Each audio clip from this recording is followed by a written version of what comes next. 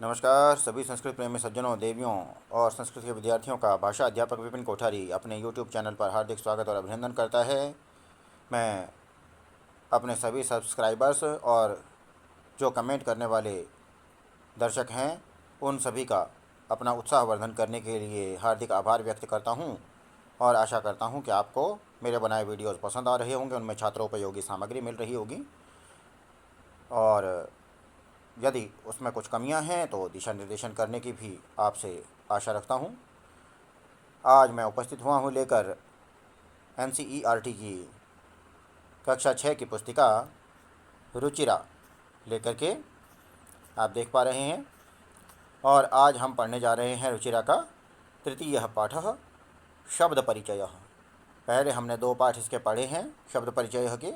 शब्द परिचय प्रथम में पुल्लिंग पर विचार किया गया था, तत्पश्चात शब्द परिचय द्वितीय में स्त्रीलिंग पर, और अब तृतीय में है नपुंसक लिंग के बारे में बातचीत।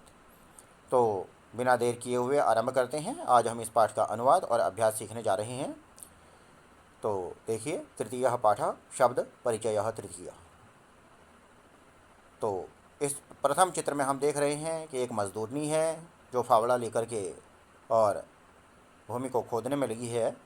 उसी के बारे में बात है। एतत् किम, यह क्या है। एतत् खनित्रम अस्ति, यह खनित्र है। खनित्र का अर्थ आप लिख सकते हैं फावड़ा भी लिख सकते हैं, कोदाली भी लिख सकते हैं, ठीक है, क्योंकि खोदने वाले यंत्र के लिए ही खनित्र कहा जाता है। तो यह फावड़ा है। श्रमिका खनित्रम चालयति, जो मजदूरनी है वह फावड़ा चला रही है। यह क्या है, यह खनित्र है, अर्थात यह फावड़ा है। मजदूरनी, एक मजदूरनी फावड़ा चला रही है। एतत् किम, तत् किम, वह क्या है। अब देखिए, एतत् हमने पहले पढ़ा, अब दूसरे पहले में क्या आ गया, तत् किम। तत् किम, वह क्या है। तत् विश्राम गृहम अस्ति, वह विश्राम घर है, अर्थात आराम घर है। किम अत्र भित्तिकम अस्ति, क्या यहाँ पर दीवार है। दीवार चार दीवारी के लिए भी बोल देते हैं, या सिंपल दीवार जैसे मकान की हुआ करती है। तो हम देख रहे हैं कि 4 कॉलम, 4 खंभों के ऊपर छत है, तो इसलिए पूछा गया है कि क्या यहाँ दीवार है। अत्र भित्तिकम न अस्ति, यहाँ दीवार नहीं है। अब आगे देखिए, एक स्वर्णकार बैठे हुए हैं और अंगूठियाँ बना रहे हैं। तो पूछा गया है एते की, ये दोनों क्या हैं। एते अंगुलीय के स्तः, ये दोनों अंगूठियाँ हैं, यानी ये 2 अंगूठियाँ हैं। सुवर्णकारः अंगुलीय के रचयति, स्वर्णकार अर्थात सुनार अंगूठियों को बना रहा है या अंगूठियों की रचना कर रहा है। कितनी हैं, 2 अंगूठियाँ हैं। तो स्वर्णकार 2 अंगूठियों की रचना कर रहा है या 2 अंगूठियाँ बना रहा है, आप जो मर्जी लिख सकते हैं। ते के, वे क्या हैं। ते बस याने स्तः, वे बस यान हैं, अर्थात बसें हैं। ते बस याने कुत्र गच्छतः, वे बस यान कहाँ जा रहे हैं। ते रेल स्थानकम गच्छतः, वे रेलवे स्टेशन जा रहे हैं। तो यहाँ पर आपने क्या करना है, ये ते के वे 2 क्या हैं। ते बसयाने स्तः, वे दोनों बसें हैं। ते बसयाने कुत्र गच्छतः, वे दोनों बस कहाँ जा रही हैं। ते रेल स्थानकम गच्छतः, वे दोनों रेल स्थान अर्थात रेलवे स्टेशन जा रहे हैं। अब देखते हैं अगला पृष्ठ। इसमें कहते हैं एतानि कानि, ये सब क्या हैं। एतानि करवस्त्राणि सन्ति, ये सब रुमाल हैं। किम एतानि पुराणानि, क्या ये सब पुराने हैं। न एतानि तो नूतनानि, नहीं ये सब तो नए हैं। आगे अगला देखते हैं। तानि कानि, वे सब क्या हैं। तानि कदली फलानि सन्ति, वे सब केले के फल हैं। किम तानि मधुराणि, क्या वे मीठे हैं। आम तानि मधुराणि पोषकाणि च, हाँ वे सब मीठे और पौष्टिक हैं। तो आप देखिए इसके बाद शब्दार्थ। इन शब्दार्थों को भी आप दोहरा करके पाठ के बारे में बड़ी जानकारी ले सकते हैं, क्योंकि लगभग सभी आवश्यक शब्दों के यहाँ पर जो है अनुवाद दिए हुए हैं हिंदी में। तत्पश्चात देखिए अभ्यास। तो अभ्यास में क्या कहते हैं? उच्चारणम कुरुत, उच्चारण कीजिए। जैसा कि हमने पहले पाठ में बात की थी कि उच्चारण का अर्थ है बोलना। तो साथ साथ बोलिए, फलम, गृहम, पात्रम, पुष्पम, द्वारम, विमानम, कमलम, पुस्तकम, सूत्रम, छत्रम, भवनम, जलम। तो इस प्रकार हमने इसका उच्चारण किया। अब चलते हैं अगले पृष्ठ पर। अगले पृष्ठ पर देखिए, कहते हैं चित्राणि दृष्ट्वा पदानि उच्चारयत, चित्रों को देखकर पदों का उच्चारण कीजिए। तो देखिए पहले में पत्ता है, पर्णम, क्रीडनकम, नारिकेलम, संगणकम, वातायनम, सोपानम, उद्यानम, उपनेत्रम, कंकतम। ठीक है, और चित्रों को देख करके आप उनका हिंदी अनुवाद तो समझ ही गए होंगे। बीच वाले में थोड़ा सा संशय है तो बीच देख लीजिए। वातायनम अर्थात खिड़की, और संगणकम कंप्यूटर। उसके बाद देखिए, कहते हैं वर्ण संयोजनम कृत्वा पदम कोष्ठके लिखत, वर्ण संयोजन करके पद को कोष्ठक में लिखिए। तो पहला इन्होंने जोड़ रखा है पर्णम, दूसरे का हम देखेंगे तो जोड़ कर देखिए खनित्रम, तीसरा है पुराणानी। फिर उसके बाद चलते हैं अगले पृष्ठ पर। अगले पृष्ठ पर देखिए पोषकाणी और कंकतम। तो ये हमने जोड़कर लिखा संयोजन करके, और उसके बाद वर्ण विच्छेद करके लिखना है। वर्ण विच्छेद जैसा कि आपको पहले बताया था कि टुकड़े टुकड़े करके उसको हमने प्रस्तुत करना है। जैसे व्यजनम का पहले ही इन्होंने लिखा हुआ है। तो दूसरा देखिए पुस्तकम, इसका हमें क्या करना है? प के नीचे हलंत, धन का निशान उ अर्थात छोटा उ, धन का निशान, फिर दंत्य स के नीचे हलंत, फिर धन का निशान, फिर त के नीचे हलंत, फिर धन का निशान, फिर अ, फिर धन का निशान, फिर क के नीचे हलंत, फिर धन का निशान, फिर अ, फिर धन का निशान, और फिर म हलंत। उसके बाद देखिए भित्तिकम, पहले लिखेंगे भ हलंत, फिर धन का निशान, फिर इ, फिर धन का निशान, फिर त हलंत, फिर धन का निशान, फिर त हलंत, फिर धन का निशान, फिर इ, फिर धन का निशान, फिर क हलंत, फिर धन का निशान, फिर अ, फिर धन का निशान, और फिर म हलंत। उसके बाद देखिए नूतनानी। तो नूतनानी में हमें लिखना है न के नीचे हलंत, फिर धन का निशान, फिर उ, फिर धन का निशान, फिर त हलंत, फिर धन का निशान, फिर न हलंत, फिर धन का निशान, फिर आ, फिर धन का निशान, फिर न हलंत, और फिर धन का निशान, और फिर उसके बाद ए। ये धन का निशान समझ पा रहे होंगे ना, प्लस के लिए लिख रहा हूँ, योग का जो चिन्ह होता है जैसे ऊपर लगाए हुए हैं व्यजनम में। उसके बाद वातायनम व हलंत, धन का निशान आ, फिर धन का निशान, फिर त हलंत, फिर धन का निशान, फिर आ, फिर धन का निशान, फिर य हलंत, फिर धन का निशान, फिर अ, फिर धन का निशान, फिर न हलंत, फिर धन का निशान, फिर अ, और फिर धन का निशान, फिर म हलंत। तत्पश्चात देखिए उपनेत्रम।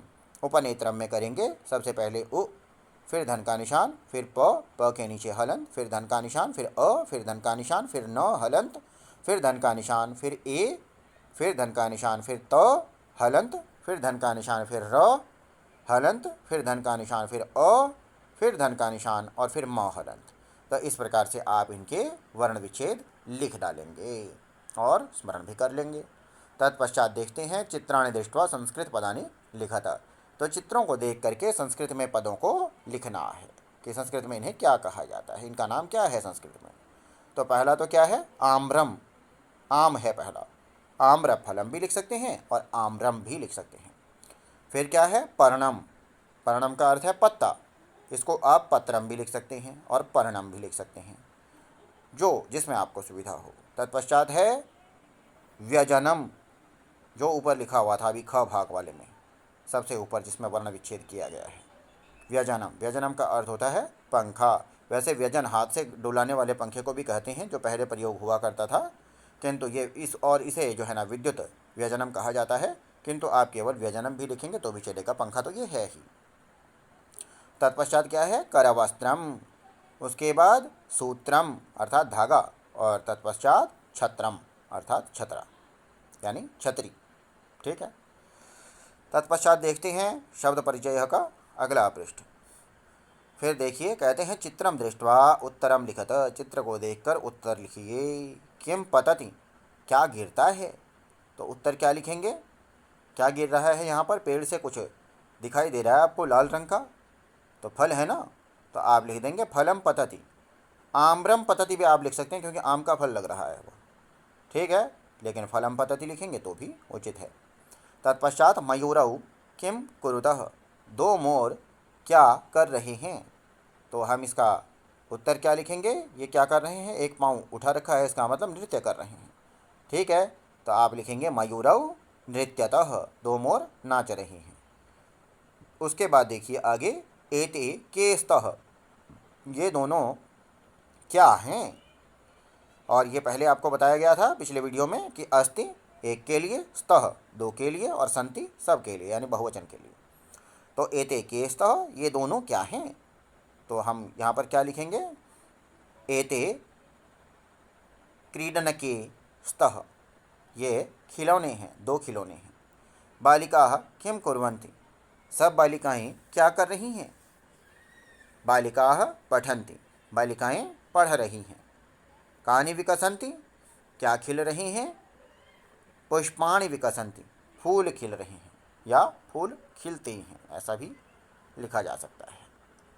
तत्पश्चात बढ़ते हैं आगे, और इसमें जो है अगले पृष्ठ में दिया गया है, निर्देशानुसारम वाक्यानि रचयत, निर्देश के अनुसार वाक्यों की रचना कीजिए। तो देखिए इसमें लिखा है ए तत्पतति, यह गिरता है, बहुवचने, बहुवचन में परिवर्तित करके इन्होंने उदाहरण आपको दिया है आपके सहयोग के लिए, आपकी सुविधा के लिए। तो लिखा है एतानि पतन्ति, ये गिरते हैं, ये सब गिरते हैं। तो एते पर्णेस्तः, तो हम आगे क्या लिखेंगे, बहुवचन में परिवर्तित करना है, एतानि पर्णानि सन्ति, ये सब पत्ते हैं। मयूरः नृत्यति, मोर नाचता है, बहुवचन में परिवर्तित करना है, हम लिखेंगे मयूराः नृत्यन्ति, मोर, सब मोर नाचते हैं। आगे देखिए, कहते हैं एतानि यानानि, ये सब यान हैं अर्थात गाड़ियाँ हैं, और द्विवचन में परिवर्तित करना है, तो एते याने स्तः, ये दोनों यान हैं। आगे है छात्रे लिखतः, दो छात्राएं लिखती हैं, और बहुवचन में परिवर्तित करना है, छात्राः लिखन्ति, सब छात्राएं लिखती हैं। नारिकेलम पतति, नारियल गिरता है, और द्विवचन में हमें इसको प्रयोग करना है, द्विवचन में इसे प्रस्तुत करना है, तो नारिकेले पततः, ठीक है, नारिकेलम नारिकेले नारिकेलानि, ठीक है। उसके बाद देखिए उचित पदों को जोड़कर वाक्यों की रचना कीजिए। तो इसमें सबसे पहला क्या लिखा है, कोकिले, कोयल क्या करती है, कूजती है, तो कोकिले कूजतः, सबसे आखिरी वाले से इसको हम मिला देंगे, सामने के जो सामने का ये स्तंभ है इसमें। उसके बाद है पवनः, तो पवन क्या करती है, बहती है, हवा बहती है ना, पवनः वहति, नीचे से तीसरे स्थान पर। उसके बाद पुष्पम, फूल क्या होता है, खिलता है, तो सबसे पहला विकसति, पुष्पम विकसति। और फिर है खगः, ठीक है, तो खगः उत्पतति, पक्षी क्या करता है, उत्पतति, उछलता है या उड़ता है, ठीक है। उसके बाद मयूराः, और मयूराः के लिए क्या दिया है, मोर के लिए नृत्यन्ति, सब मोर नाचते हैं। और फिर क्या है, सिंहाः, शेर जोर से गरजता है, तो सिंहाः गरजन्ति, ठीक है, तो सिंह गरजते हैं, बहुत सारे सिंह गरजते हैं, सब सिंह गरजते हैं, ठीक है। तो कोकिले कूजतः, पवनः वहति, पुष्पम विकसति, खगः उत्पतति, मयूराः नृत्यन्ति और सिंहाः गर्जन्ति। तो इस प्रकार आपका ये पाठ यहीं पूर्ण होता है और आशा है आपको समझ आया होगा। वीडियो को ध्यान से देखने के लिए धन्यवाद। आभार। नमस्कार।